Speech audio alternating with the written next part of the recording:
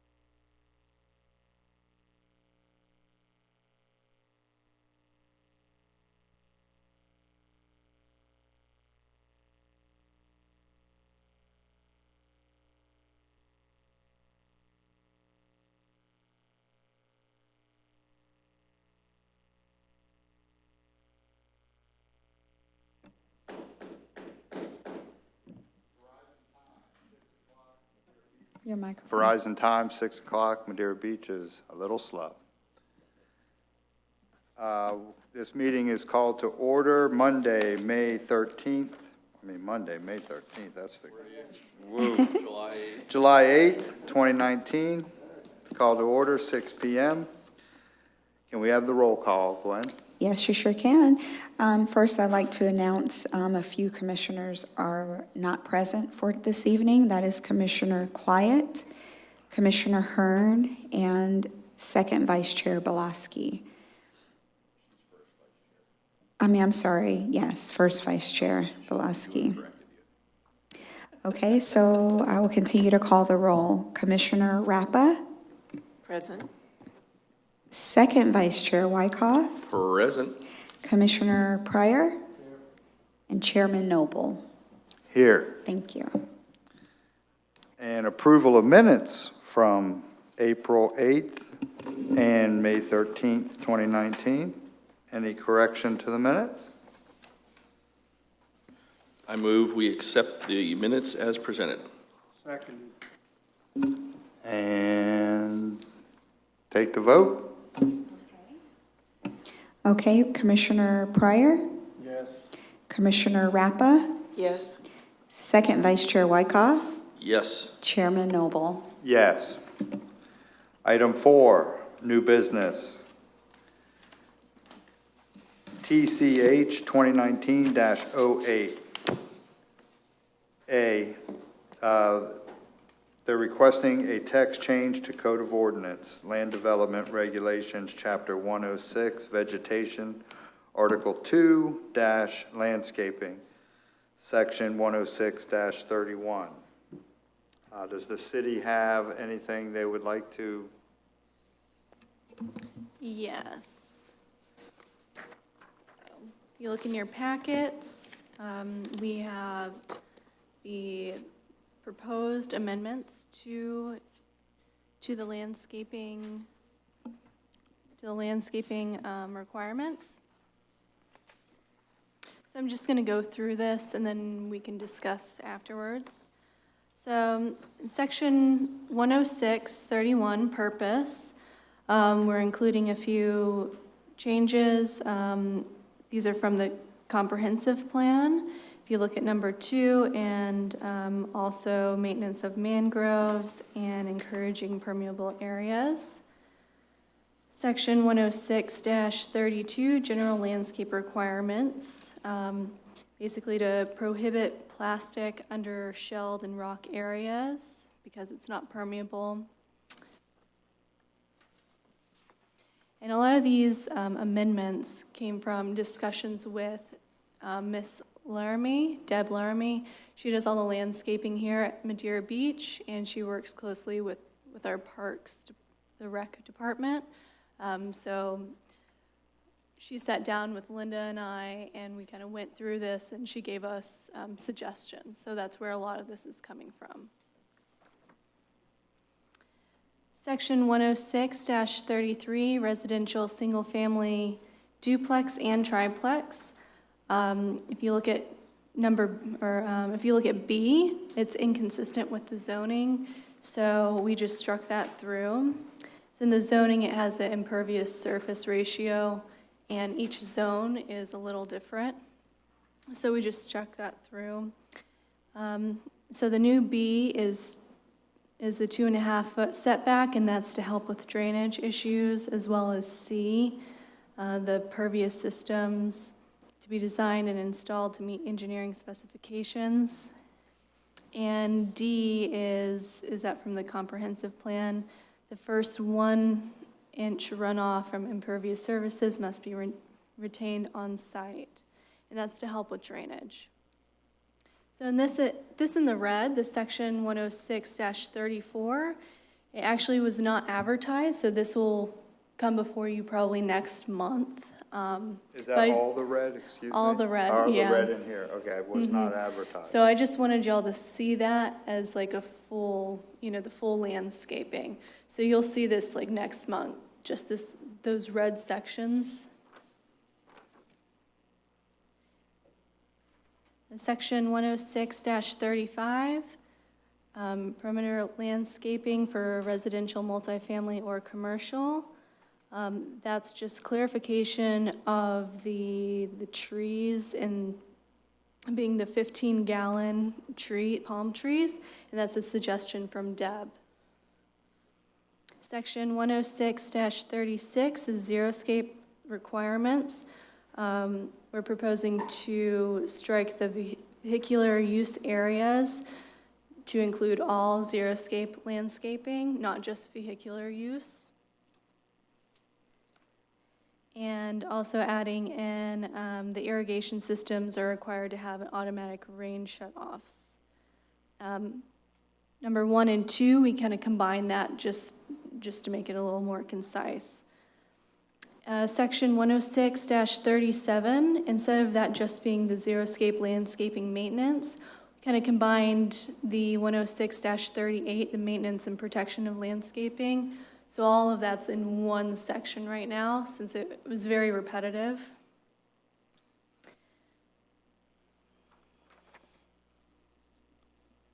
And we also added, as suggestions from the engineering team, that pervious concrete must be clear of debris to maintain the effectiveness of the pervious concrete.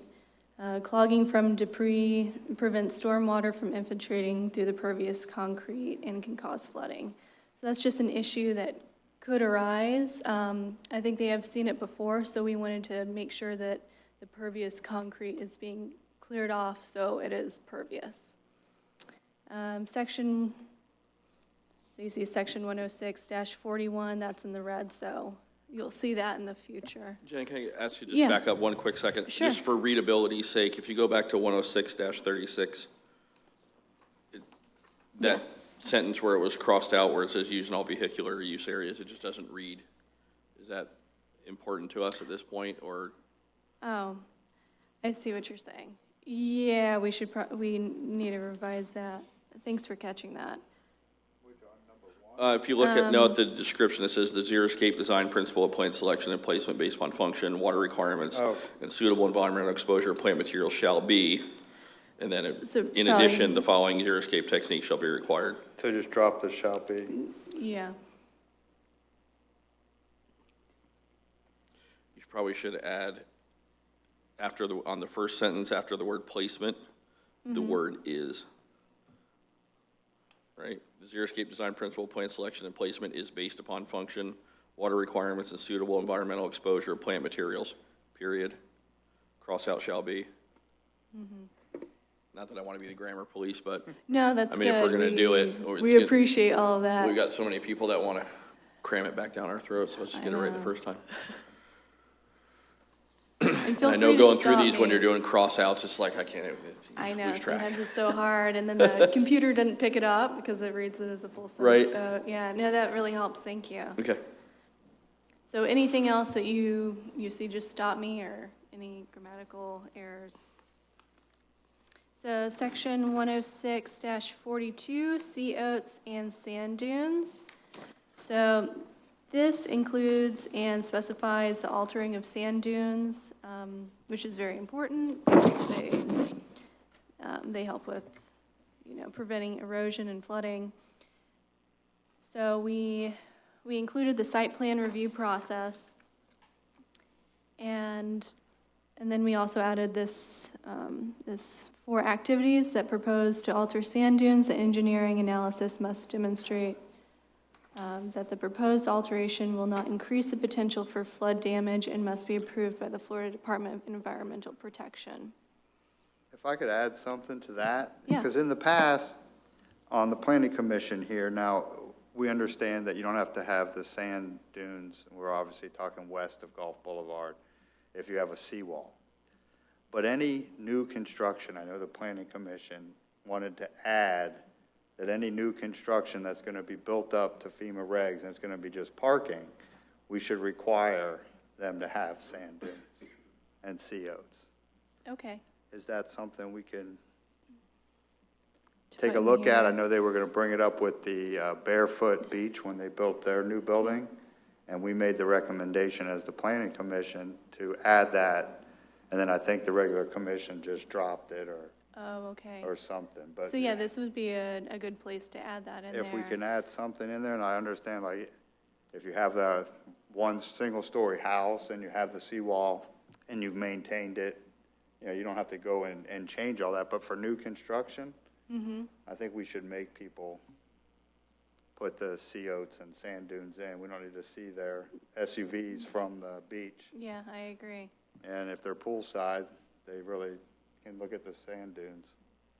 I don't know if that's something we can add in there, if this is the proper way to talk about it, but Yeah, this would be the proper way. Okay. To add that into the section 106-42.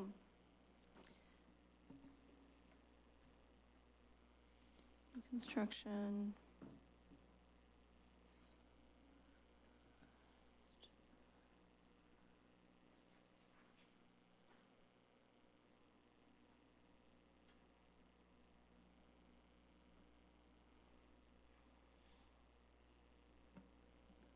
and just to, like, if you look back where the old Holiday Inn was, and they had if you walk by there now, the condo that's there, they have planted sea oats, and over the years, it looks nice and natural, and it's just covered up their old seawall.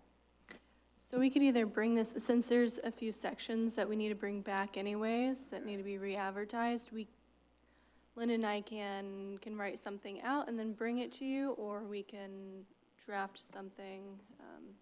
whichever That would works be best. fine. That would be great, Okay. actually. So I'll make a note of that on here, Put it in red. that we will bring back.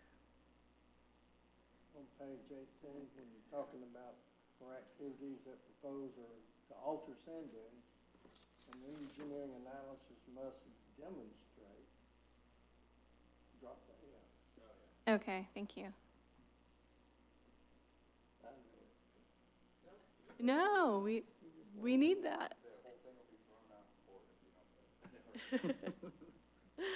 Okay, so moving on, and then we'll bring that with our next meeting, that section. Yeah, I remember the public was here, and we made that recommendation, and it got loud applause from, the residents that they wanted that in there, and then it never made it in, or just got overlooked or something, so.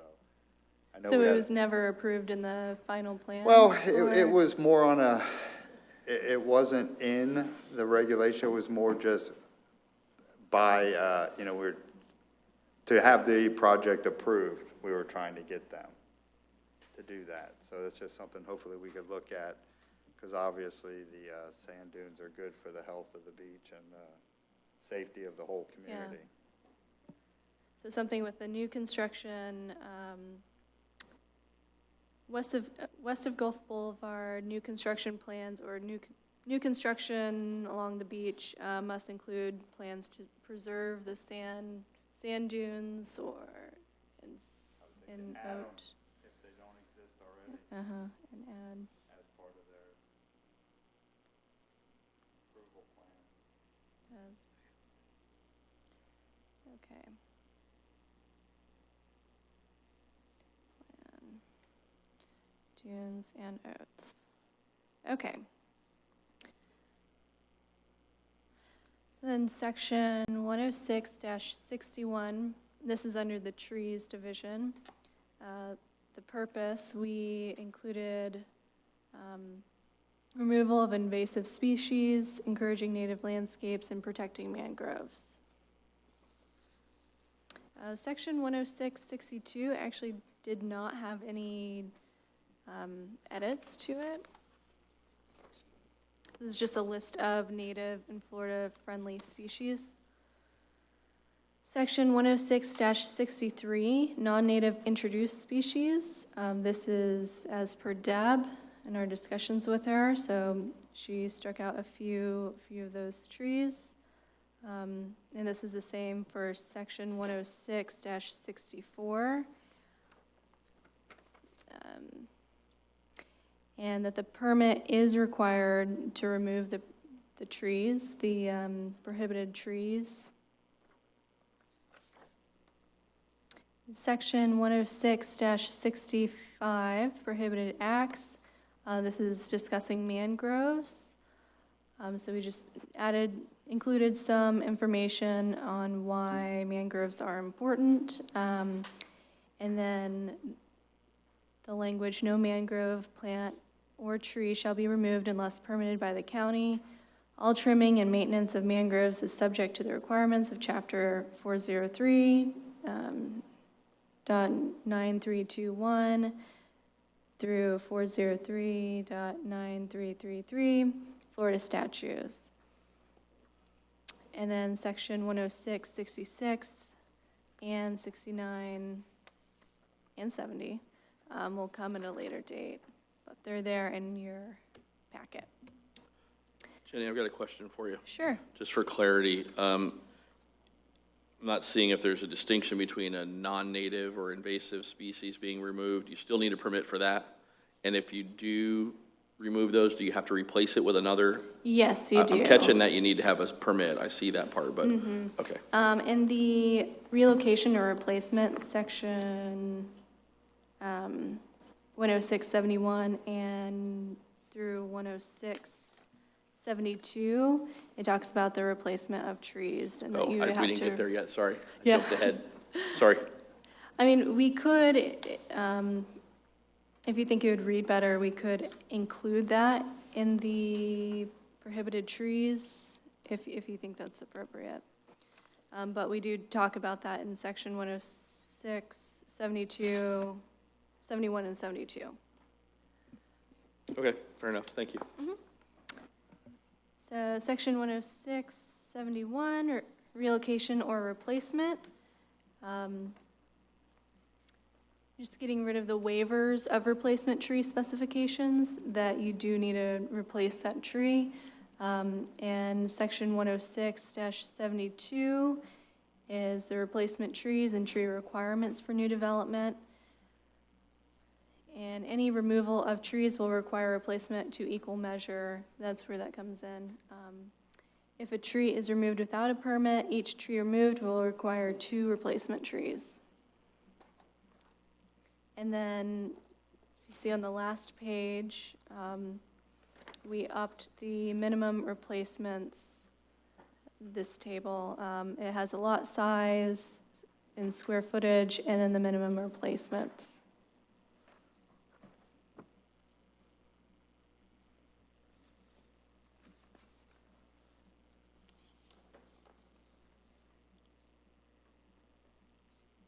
And that's all I got. I just like to, I was just thinking here, like, if we're gonna require now people to pull a permit to take out a Brazilian pepper tree and then replant another tree, we're just gonna have pepper trees everywhere, because no one's gonna do that. I had the same thought. Yeah, I mean, that doesn't really make sense to me, that you wanna get rid of those things as fast as you can, because they spread so crazy.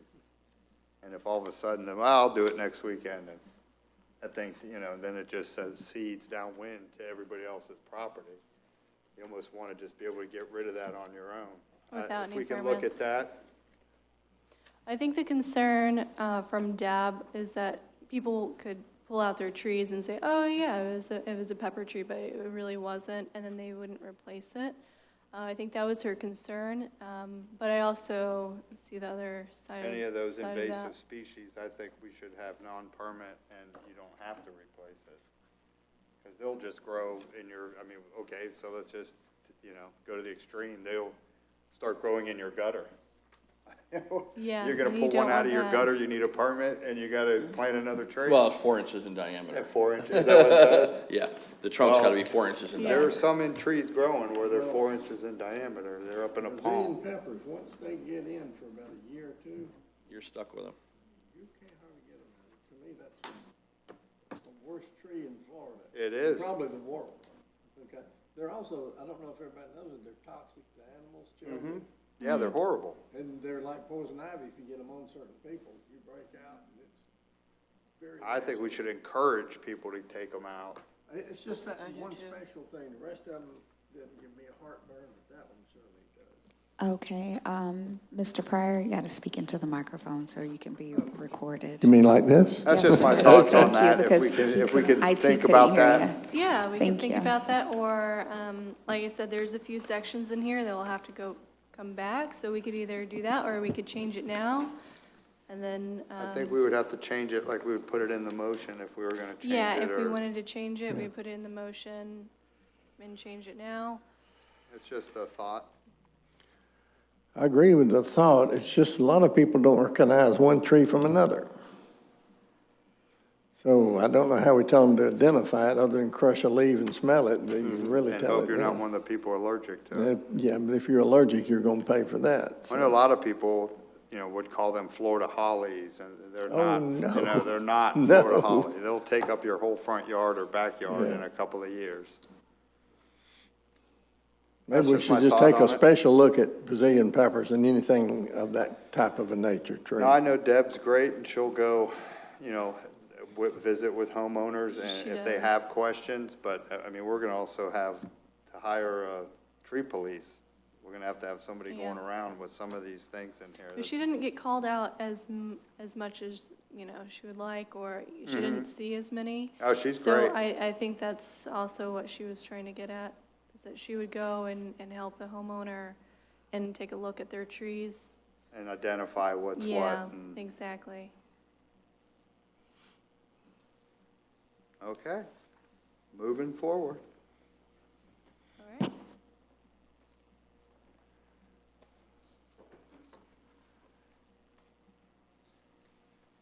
So do we want to bring that section back, or are you okay with what's the general consensus on the permit for the trees? Well, I'm not sure if we're supposed to make a motion for that, or like, Well, we We can can, make a we can motion agree to after, accept but- what's presented, Yeah. subject to changes Okay. that we want to Yeah. recommend. I mean, if we want to discuss that particular point right now, I'm a little torn, to be honest with you, Mm-hmm. because not everybody knows what kind of tree is what kind of tree, and we don't want to give them the ability to just go cutting down trees for the heck of it either, but I would like to encourage people to get rid of the invasive species somehow. And I don't know, so I'm kind of sitting here muddled, I don't know where that answer is, right? I don't think we should require a permit fee to cut down Brazilian peppers or the China berries or whatever, the ones that are listed as invasives. But how do we make that distinction and make it make sense in our ordinances? That's the hard part.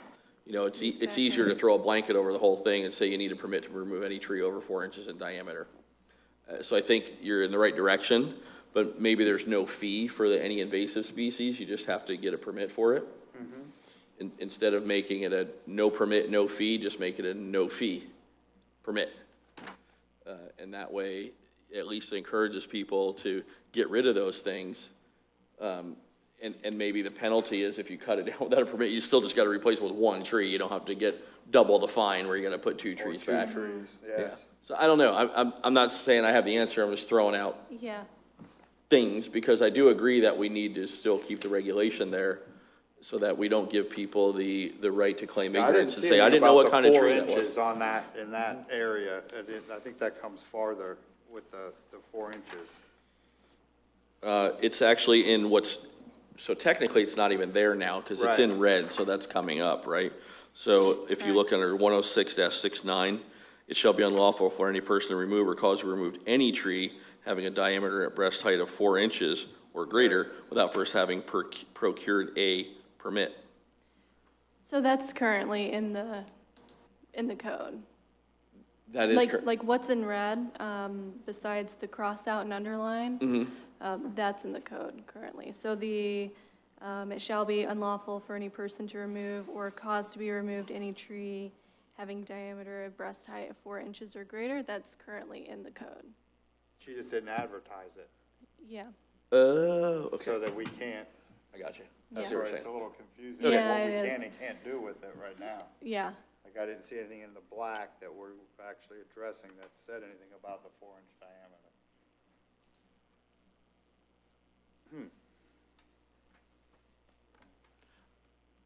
I'm thinking we probably should just go with the way it's being written and presented, and then we can go back and try and amend it. You see what I mean? If it doesn't Like, work, yeah. at another meeting, like, go with what we've got now, and then we can tweak it and bring it back.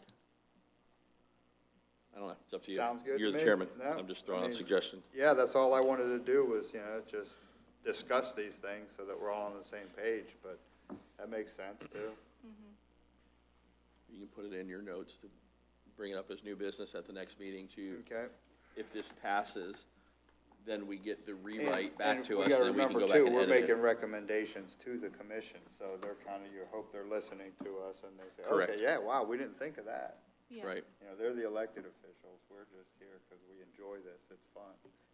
Yeah. really? Okay. Are you All right, having moving fun? on. Sorry.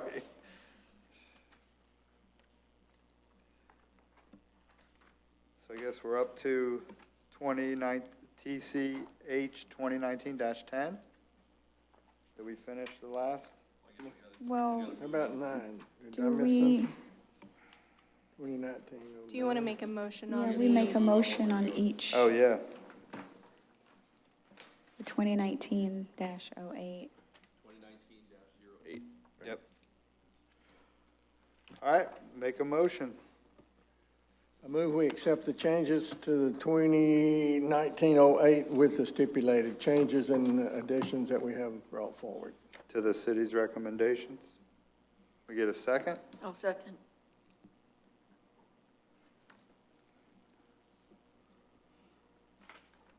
And can we take the vote? Sure can.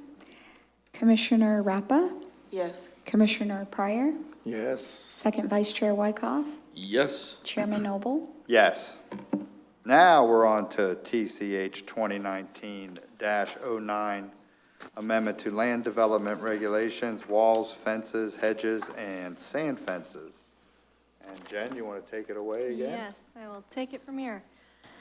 So this was actually a Scrivener's error. So in section 110-447, rear yards facing the water, we removed commercial. It should not have commercial in there. It should just be addressing all rear yards facing the bay and the Gulf of Mexico. That's for A and B. And that's the only change in here. Okay, It was a lot easier. yes. Well, I'll make the motion that we approve the text changes to TCH 2019-09. Second. For the Scrivener's errors. And can we take the vote? Pryor, I'm sorry, Commissioner Pryor, you seconded it, right? Okay, thank you. Second Vice Chair Wyckoff, Yes. Commissioner Pryor, Yes. Commissioner Rappa, Yes. Chairman Noble. Yes. Now on to TCH 2019-10, amendment to land development regulations, off-street parking and loading. And Jen, take it away. All right. So this one will be a little bit longer as well. There was one section in here that was not advertised, and I'm sorry about that. It was just communication errors between Linda and I. So I'll go through it, very similar to the landscape code, and just stop me if you have any concerns, if that works. Okay. So section 110-955, methods of providing required parking. Number 3, we wanted all the parking lots to meet code requirements and to get all the parking lots up to code. So that's why that's in there. Section B is for shared off-site parking. We added in there that the development order and shall require an agreement for use for the specified parking spaces. We wanted the owner of the lot to agree and have that agreement. Number 1, the site, we wanted to require site plans with shared off-site parking and show that there's enough space for the original lot use as well as the new lots. And that's also with number 6, that the owner of the shared parking must demonstrate to the satisfaction of the development review staff that remaining parking is adequate to meet standard requirements for all uses on site, or that the spaces can be shared due to the differences in peak park times. Section 110-971, number of spaces. And it might be easier just to kind of spread it out. We cleaned up a lot of the sections. We reviewed all the other barrier islands in Pinellas County and compared it with our number of spaces to see how it's different. A lot of them are similar. And so we cleaned that up. Like the child care center, we included that with the schools, just kind of reducing that, as well as like the telecommunication facilities. We combined all of that together and kind of organized the table a little bit. So it's a little confusing to read page by page. But this is where this table comes from in our, But everything that's crossed through, you're dropping. yes, everything Okay. that's crossed through is dropping. But if it's crossed through, it might be switching like lower in the table. So just because it's crossed through doesn't mean it's completely off there. It might have gone like further down the table. That's what I'm Okay. trying to say.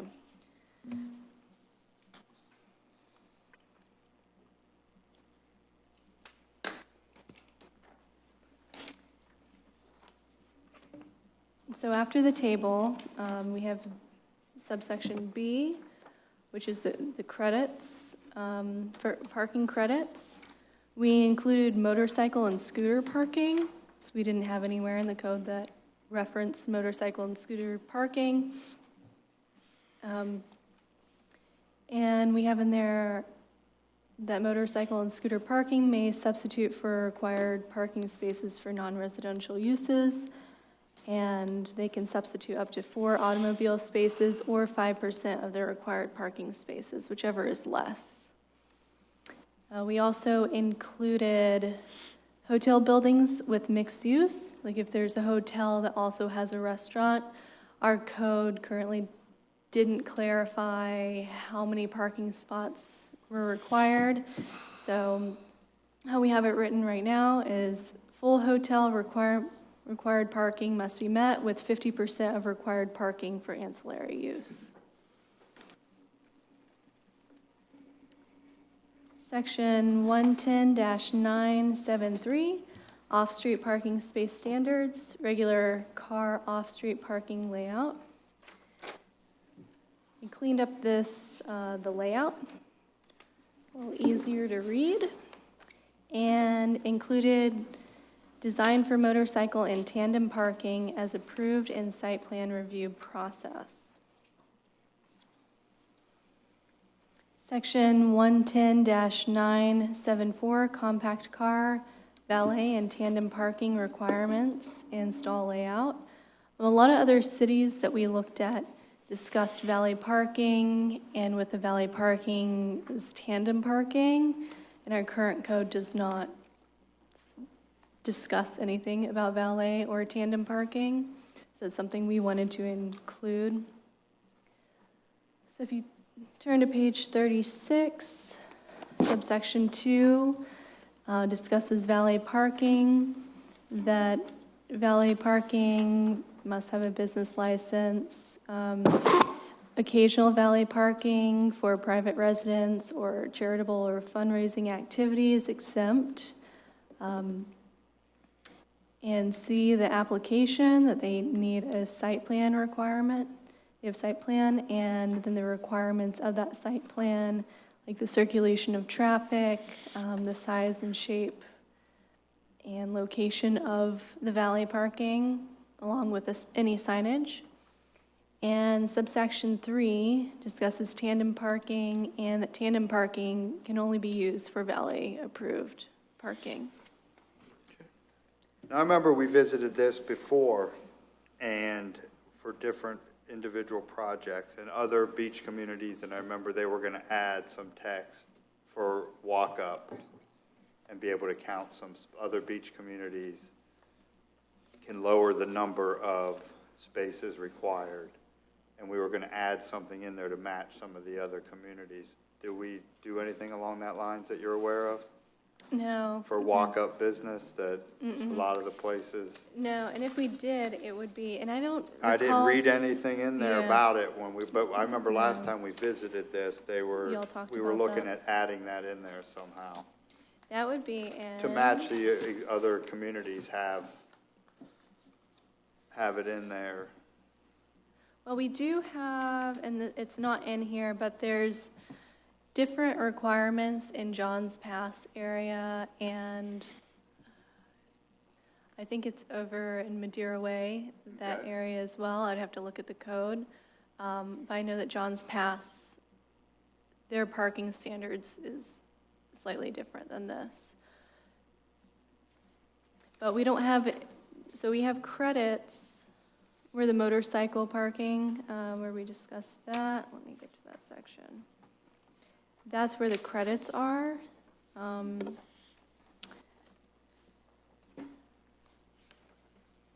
see.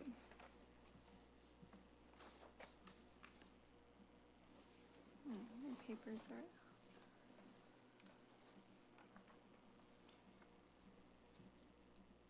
Oh, here. On page 32, the end of page 31, it talks about the required number of off-street parking spaces shall be offset, if applicable, by credits as set forth in this subsection. So those are our credits. And I think that's where, what you were discussing, that's where it would be if we did have something like that, which we don't. I don't recall seeing any other beach communities that had any credits for Okay. walk-up. That's something I would have to revisit again. I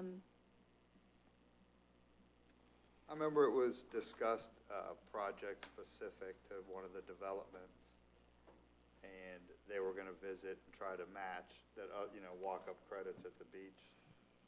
Makes sense that maybe you can lower a few parking spots.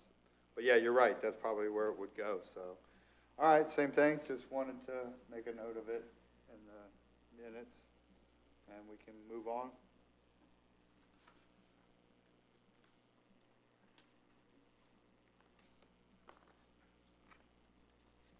All right, I think we're done with that section.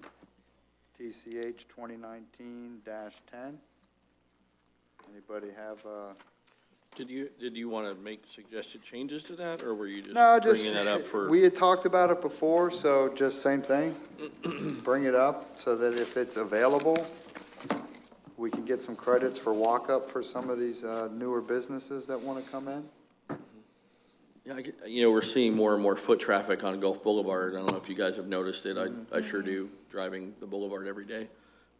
So it would be nice to make some provision for that. I don't know that we need to accomplish that right now, but and because we're gonna have this come back to us again, I might encourage you to put in your notes to Okay. maybe look at something to that effect, because we are seeing some of these places, and I know the city and most of the beach cities as well are trying to encourage more street frontage Definitely. properties. I mean, more street frontage businesses where you're not parking in front, right? So you have the storefront out right up on the sidewalk. Well, that's going to preclude a lot of our parking ability to a lot of places, because we're trying to encourage bicycle, foot traffic, alternative transportation, public transportation. We're increasing the bike lanes. We're doing all those things to encourage that. So maybe we need to figure out a way to also encourage that provision, or that exemption, if you will, for some of the businesses that may be more likely to receive foot traffic patronage. I mean, if it's an accountant's office, that's going to be a different thing than a taco stand, right? So I don't know how you legislate that or make that wording precise, but I think it should be given some consideration. So as we move forward, because it looks like this is a multi-trip process for us to accomplish what we're trying to accomplish here. Maybe that's something to consider in that. If the building is, like one I can think of was used to be the Shuby Shack, whatever it's called now. It's a walk-up place. It's in Reddington. It's not in Madeira, but it's behind Sporty's bar. And there's zero places to sit on the inside of that building. It's like a shed. I mean, it's attached to the back of a building, but if the four of us were in there, nobody's moving. And you would all be in the kitchen, so it's literally a walk-up window. So I'm curious to see maybe what are their parking requirements for something like that. And all they have is literally one picnic table out in the front, and that's the only place you could eat on site. And nothing's delivered in an open container. It's all in packages and things like that. So, And if I remember, it wasn't a huge credit. It was a little bit like, maybe they're allowed one less parking spot. They could have an extra table or something. It wasn't, and there were other beach communities that were doing it, that they were referencing. So, yeah, just check into it. Yeah, I mean, I'll if have to it's look. something that is out there that we can do, That's able. let's make sure it's I in would there. say so we don't- also, maybe you want to look at the table again. I don't know if, that's page 29, 30, and 31. Table of required parking spaces. If there's some use, let's see. You have sit-down restaurant, bar, lounge, nightclub, Oh, well, here's takeout only, yeah. and it's 3 spaces per 1,000 square feet. So interestingly, if it's a takeout place, you're probably not gonna really have 1,000 square feet. I mean, right, so we're kind of making for it. If you're gonna have think of the little place in front of John's Pass that used to be, whatever, Johnny's. Yes. Frankie and Johnny's, right? A million years ago, bagels and wraps, that's all you would get. He There had, for I don't you. know that he had any parking spaces. No, there's You know, really they not. they were all credited towards the Thai restaurant, I think, at that point. And maybe they gave him a joint use thing, but he had 2 max, but you didn't go in there, it was all takeaway. So, Yeah, you just want people walk. I don't know, up. maybe it's not broken. I'm just trying It's to, just something. I'm trying to look encourage at. our city look at, to yeah. be more business friendly and encourage those kind of things because we are seeing a lot more alternative transportation. People are walking more, people are using the buses, they're on their bicycles, you know. And we want to encourage walk up, Yeah. you know, so. I think Yeah. it's good that we have in there the bicycle credit. That's really neat, because Yeah, yeah. that could be used for that credit. We're giving it's used up to quite a 3 bit, spaces for that bicycle stalls. bicycle. So if they're Yeah. required to have 3 parking spaces, they could put 3 bicycle stalls out front. Done. Yeah, And now you can do motorcycle, I mean, if this passes, you can also do motorcycle scooters. So that reduces the space. Okay, forget everything I said then. all right. No. Straight it. All right, can we get a motion? I gotta look back at the number. I move that we accept the changes as we've outlined here on TCH 2019-10 with the appropriate changes and future looking at what it's in red writing here. And a second? I'll second. Roll call. Okay, Commissioner Rappa, Yes. Commissioner Pryor, Yes. Second Vice Chair Wyckoff, Yes, Chairman Noble. Yes. Moving on, TCH 2019-11, Amendment to Land Development Regulations, Tourist Commercial Uses. And back to here we Jen. go. All right, so I'll give you a little background. So the city is obligated to enforce the zoning code equally throughout the community. There are currently several commercial parking lots operating illegally and contrary to parking standards. Specifically, parcels along Fisherman's Alley and along Pelican Lane have been cleared of legal conforming development and recent years and gradually taken over use as commercial parking. The lots on either side of Fisherman Alley are located in the C1 Tourist Commercial Zoning District, and the lots on Pelican Lane are in the R3 Medium Density Multifamily Residential Zoning District. And neither of those zoning districts allows for parking as a primary use. So TCH 2019-11 is for C1, tourist commercial uses, and that's only in, C1 is only in that Johns Pass area. So what we were proposing is in section 110-259, the special exception uses, adding that standalone parking lots and parking garages as a principal use. And with the special exception, that has to go towards a board of adjustments, and that has to be voted on. So it's not, it has to go to the board, and there'll be discussion if that's, Do we have a board of adjustment? if that's acceptable or not.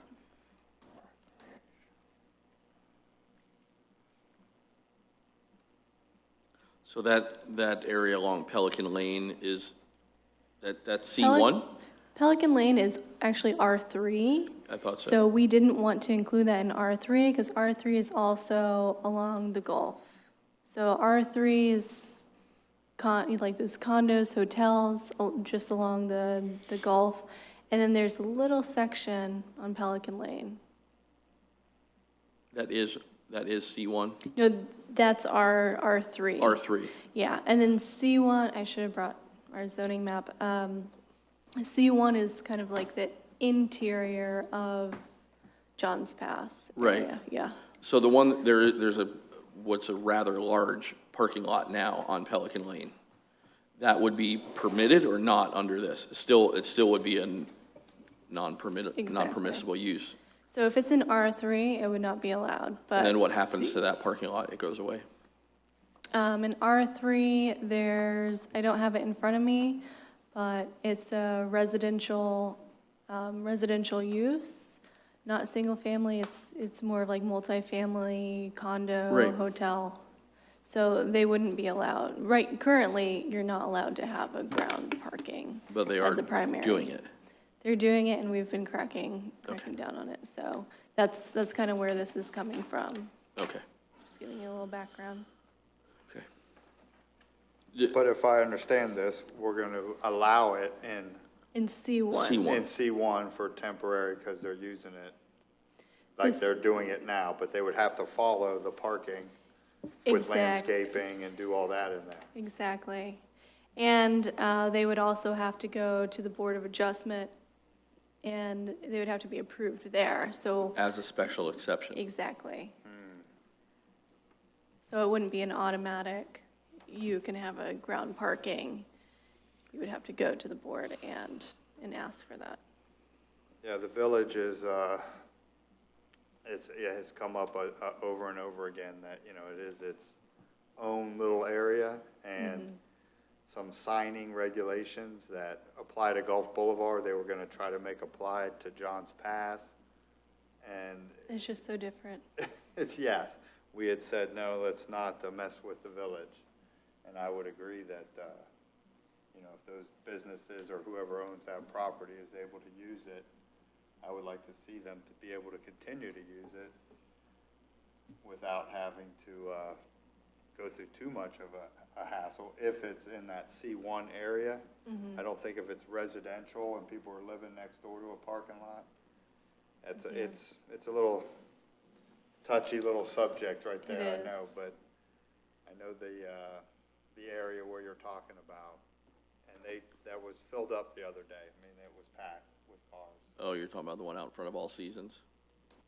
Nah, I'm talking about in the village, oh. by Fisherman's Lane, like. she Oh, yeah, referenced, yeah. Fisherman's Alley. But I know we've got Those some signs there. other lots that are not in C1 that are being used as parking, like the one out in front of All Seasons Resort, Exactly. where I think everybody that works on the Madeira Bay project is And so parking we in know there. that parking is difficult Yeah. over there, and we want to work with the businesses and work with that area. So we wanted to allow it somewhere in what was appropriate, so. Yeah, that's- commercial is definitely more appropriate than a sure. residential area. Exactly. I mean, that's what I'm getting at is. And, you don't want to The- have a the one parking on lot Pelican next to a Lane. house. Yeah. Parking lot here, I know. Yep. I don't know it's brown. So this Yeah, well, that's because it's not supposed to is be. existing right now, and we're just adding C6, Yes, correct. Perfect. standalone parking lots and parking garages as a principal use. And Commissioner Pryor has a zoning map, so that might be, I should have printed one off, That's but okay. That's okay. if you They wanted to all look have at one. I that, think we all, Yeah, we can pretty kind much of know. visualize we that, get yeah. 2 miles long and a mile wide, we know. Mile wide. All right, in light of that, I'd like to make a motion that we approve TCH 2019-11, the amendment to land development regulations. A second. Second. I'll speak into that. We're talking about. And Gwen, Brown here, see that brown area? Yes. That's where they have parking lots, and it's actually R3. I'm saying no now. Gwen, you want to take the Sure, roll? Sure. Commissioner Pryor, Yes. Second Vice Chair Wyckoff, Yes. Commissioner Rappa, Yes. Chairman Noble. Yes. Agenda item number 5, old business, NA Agenda item number 6, Planning Commission discussion, and Commissioner Pryor has given us all a document which we would have to add to the record. Did you get a copy for the record that you needed? Okay, and Mr. Pryor? Previously, back in one of my first meetings back in May, we talked about some of the factors that are assigned to new developments as far as cost when they change streets, sewage, things like that. The only thing we're going to talk about today is those that affect the city of Madera Beach. It's called impact fees.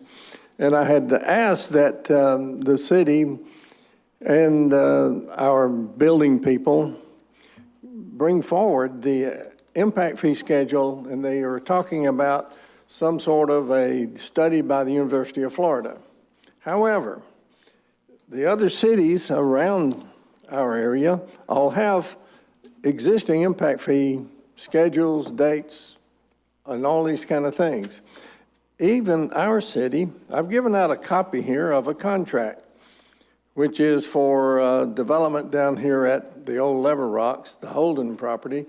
And this is just as a reference. It is not anything to do, we're not talking about the property per se, we're talking about a reference item.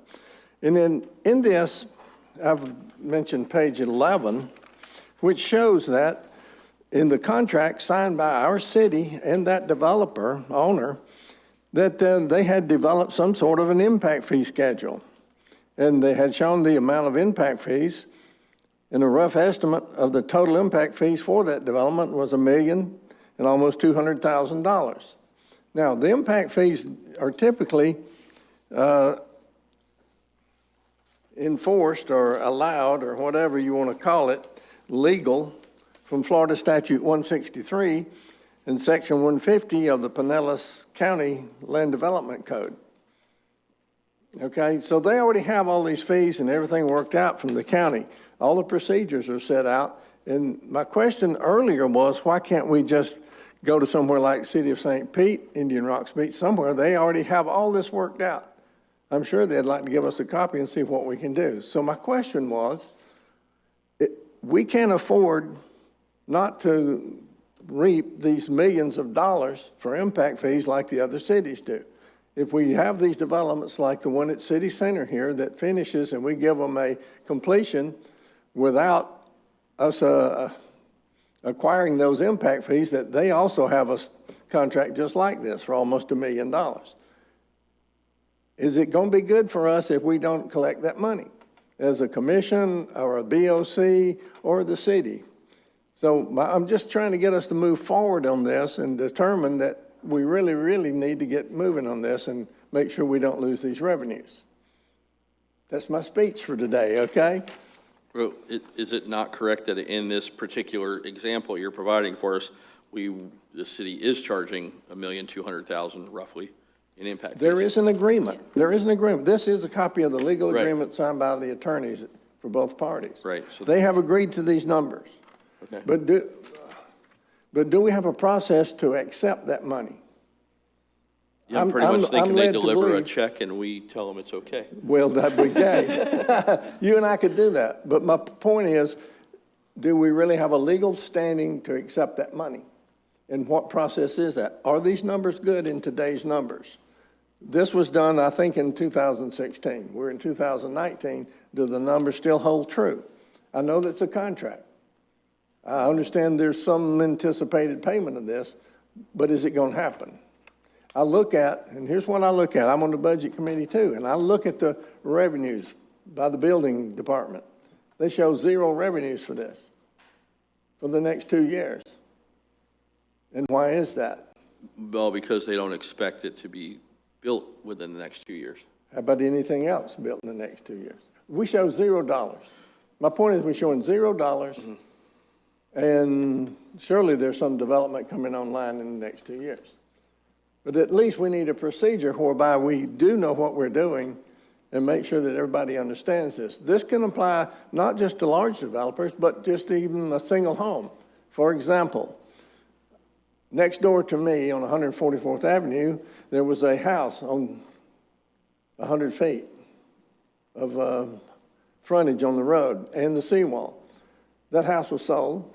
They broke the lot down into 2 lots, tore the house down, sold each lot.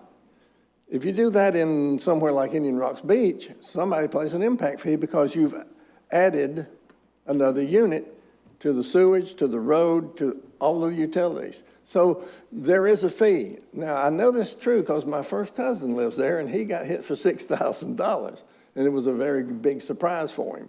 People So don't need to be surprised, and neither do developers. We need to get this so everybody knows what they're doing. Well, I think that it's in place. I think your concern is that they're not collecting the money, is what I hear you're I saying. don't know if they can legally connect them, unless you have a certain contract or a ordinance or whatever it is, fee schedule in place. I guess we would have to, Linda has been working with the University of Florida to get our impact fees. This is something that's going to the Board of Commissioners and something that y'all will see as well. The University of Florida is putting together a study seeing how much our impact fees should be, and that's in the works. Linda has been working with that more than me, so she knows of the process. I believe he was at the BOC meeting, last workshop meeting, to discuss those fees and where they are. I have not directly been working with him, but it is in the works, and we will see it within the next. I always thought coming we up. were collecting them because we've been discussing it like this, so yeah, we would Yeah, just have to and then with the make sure. development agreements, that the impact fee is in the agreement. So it's from my understanding that we are collecting the impact fees for those development agreements, like And this I know one that on we some have other before us. projects, they would do improvements to the infrastructure as part of the, Correct. different things like, Road improvements, and You have yes. to be real careful how you do that, okay? There's Right. certain specifications on how you can use that money. What you can use it for, you can use it for bike paths, you can use it for this that's associated with that property. You couldn't go across, say, from here, a building here, and go down to Johns Pass and do work. It has to be associated with a certain, correct, like Madeira Distance. Way, they were gonna Yes. widen the sidewalks before they but went besides back to- that, there is a stipulation from Pinellas County, they get 50% of that money for a certain period of time.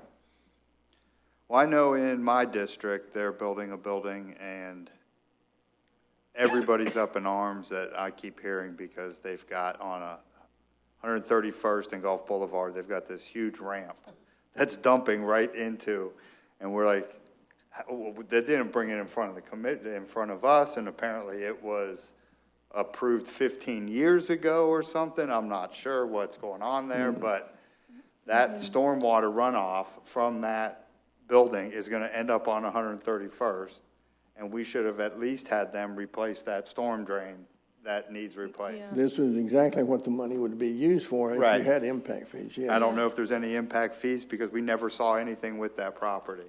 And now there's people who have condos who their front door is now blocked by a ramp going to parking. And I know that there's nothing that can be done about it, but But you can't go forward without it. My question really is about, I've personally contacted our city manager 9 months ago about this. And he said, we're working on it. University of Florida, we're working. That's 9 months ago. Where are we? You know, every day or month or whatever, we could be losing serious money. And it's not really showing a good light on us if we do that and we tell the citizens and voters of the city that, yeah, we just didn't do our work. I don't know if we are or not. I can't tell from this. Yeah, it looks like we're going to get some money, but are we or are we not? I don't know. all right, can we Okay. get some answers for our next meeting on Mr. Pryor's? Yeah, I Questions here? will definitely talk to Linda Very good, and. very good topic to make sure we're on Yeah, top and of. I know that she wanted Jerry with the University of Florida to do a presentation for the Planning Commission. So I'll talk to her and see if we can get that scheduled, hopefully for next. And somehow, next I don't week. know if we can see the budget of what impact fees have been collected for what projects over X amount of years and going back. I've If been on that's the, public record or how that works. I've been So on we the can check budget on committee 2 years, we haven't seen $1 that appeared in the budget. Okay. All right. Just looking for expediency, not somebody to give a presentation, okay? All right, anything else? Any other comments? Any other new business that anybody would like to discuss?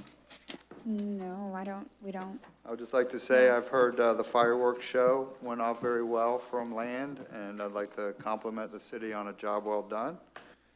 And if there's no other new business, we'll move on to agenda item number 7. The next meeting is August 12th, 2019 at 6 p.m. And then this meeting is adjourned.